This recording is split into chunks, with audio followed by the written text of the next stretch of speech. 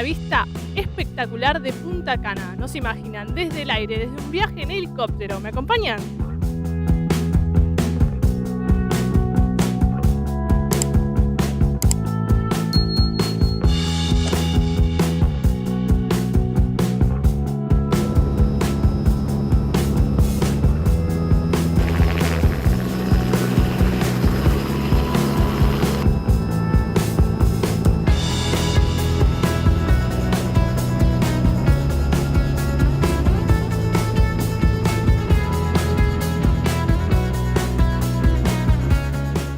Nos embarcamos en un vuelo inolvidable. Desde el aire se puede disfrutar de la majestuosa belleza de las playas, el color turquesa intenso del mar Caribe y ver los hoteles más lujosos de toda la zona de Bávaro.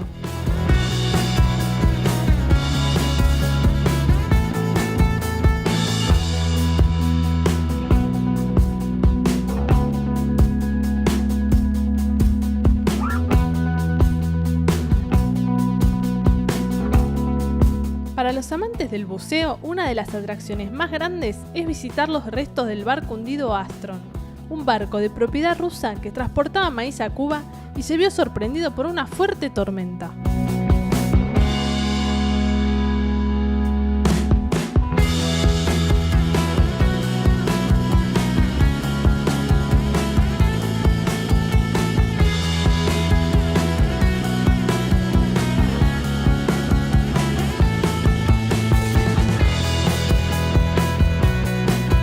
Sobre las costas de la espectacular Playa Macao se encuentra el Hotel Westin Roco Cay Beach and Golf Resort, que está temporalmente abandonado.